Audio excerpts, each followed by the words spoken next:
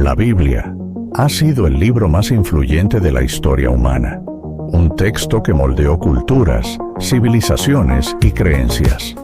Pero no todos los escritos elaborados durante el primer siglo del cristianismo, por los diferentes grupos que se fueron formando con el tiempo, llegaron a ser parte de nuestro conocimiento, porque en los pasillos del tiempo fueron ocultos relatos, visiones y enseñanzas que pocos conocíamos. A estos escritos prohibidos, quizá olvidados hasta nuestros días, ahora son conocidos como los Evangelios Apócrifos.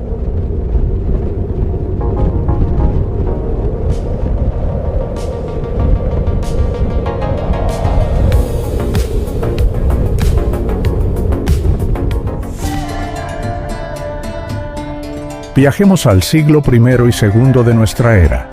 Las ciudades del Mediterráneo hervían de ideas, tensiones religiosas, persecuciones y esperanzas.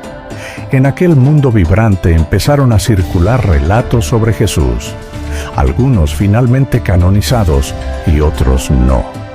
Mientras Pedro predicaba en Roma, Juan envejecía en Éfeso y Pablo recorría el imperio, otros grupos de cristianos, pequeños, apasionados, a veces rivales, intentaban también preservar lo que sabían, lo que creían o lo que imaginaban. Así nacieron textos como el Evangelio de Tomás, aproximadamente del año 50 al 140 después de Cristo, una colección de dichos atribuidos a Jesús, más cercano a un libro de sabiduría que a una biografía. El Evangelio de Pedro, formado en el segundo siglo, con escenas intensas de la resurrección, descritas con dramatismo casi cinematográfico. El Evangelio de María Magdalena, donde María aparece como una discípula que recibe revelaciones espirituales profundas. El Protoevangelio de Santiago, que narra de forma novelada la infancia de María y el nacimiento de Jesús. El Evangelio de Felipe, Judas, los Hechos de Pedro, la Didaché. Eran obras diversas. Algunas buscaban transmitir enseñanzas místicas, otras aclarar preguntas que los fieles se hacían, y otras competir directamente con las tradiciones que después serían reconocidas como ortodoxas.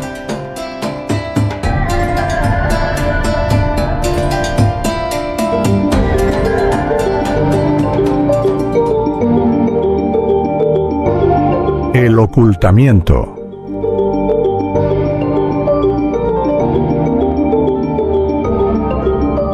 Para el siglo IV, cuando el cristianismo ya se había expandido y organizado, líderes como Atanasio de Alejandría, en el año 367 después de Cristo, comenzaron a distinguir de forma clara cuáles textos serían considerados autorizados. Los demás, los llamados apócrifos, que quiere decir ocultos, quedaron fuera. Muchos fueron destruidos, otros prohibidos, otros simplemente perdidos, devorados por el clima, por guerras o por el olvido. Pero algunos sobrevivieron, protegidos por lo único que sabe guardar un secreto durante siglos: la propia tierra.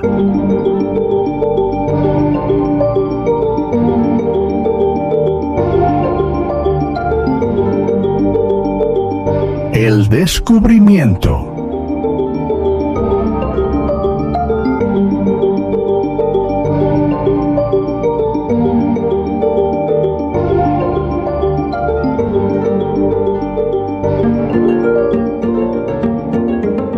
Y entonces llegamos a 1945, y luego a 1947, 1948, 1956, años en los que la arqueología vivió una época dorada.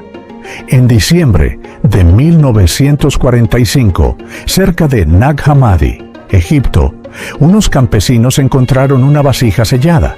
Dentro había manuscritos coptos, que significa egipcios, 13 códices con 52 textos, entre ellos el Evangelio de Tomás, Felipe y otros escritos gnósticos.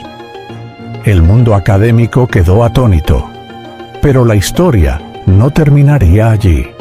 Apenas 2 años después, en 1947, a orillas del Mar Muerto, un joven beduino llamado Muhammad ed-Dib arrojó una piedra dentro de una cueva y escuchó un sonido extraño, el quiebre de una vasija.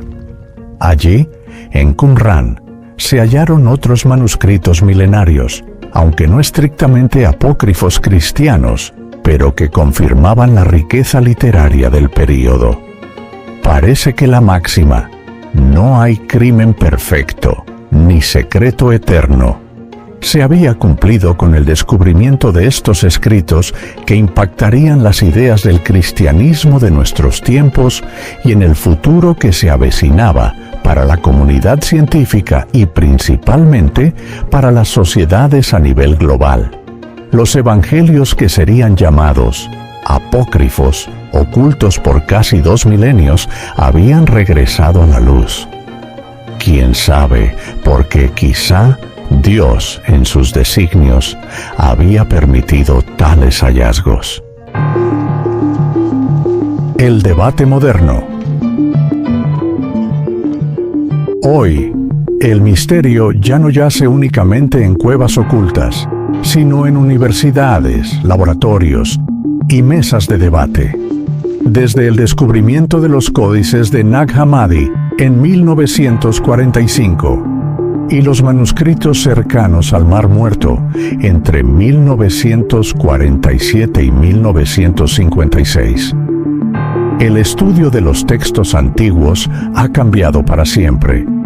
Instituciones como la Universidad de Oxford, la Universidad de Harvard y la École Biblique et Archéologique Française de Jerusalén han dedicado décadas a traducir, analizar y reinterpretar estos documentos. Pero, ¿qué han encontrado realmente? No una verdad única, sino un mosaico. Los estudios modernos sugieren que el cristianismo primitivo no fue una sola voz, sino muchas, diversas comunidades, con distintas interpretaciones, distintas preguntas y distintas respuestas. Algunos textos apócrifos reflejan corrientes conocidas hoy como gnósticas, en las que el conocimiento interior era visto como el camino hacia lo divino. Otros simplemente llenaban vacíos narrativos, intentando responder preguntas que los textos canónicos dejaban abiertas. Y esto ha tenido un impacto profundo. Impacto en la sociedad. Para muchos creyentes, estos descubrimientos no han debilitado su fe, sino que la han enriquecido. Han permitido comprender mejor el contexto histórico, la diversidad de pensamientos y la complejidad del mundo en el que surgió el cristianismo. Para otros, han planteado preguntas incómodas. ¿Por qué algunos textos fueron incluidos y otros excluidos? ¿Quién decidió y bajo qué criterios? Las respuestas no siempre son simples. El consenso académico actual es claro en un punto. Los evangelios apócrifos son valiosos, no necesariamente como registros históricos directos, sino como testimonios del pensamiento y las creencias de comunidades antiguas. Son evidencia de debates, de tensiones y de la búsqueda humana por comprender lo divino. Y así, el caso no termina, se transforma. Los evangelios apócrifos no son reliquias muertas, son ecos de voces antiguas que aún hablan, no con autoridad, sino con historia. Y tal vez ese sea el verdadero misterio, que la verdad no siempre está en lo que permanece, sino en lo que logra regresar, y en las preguntas que nunca dejan de existir.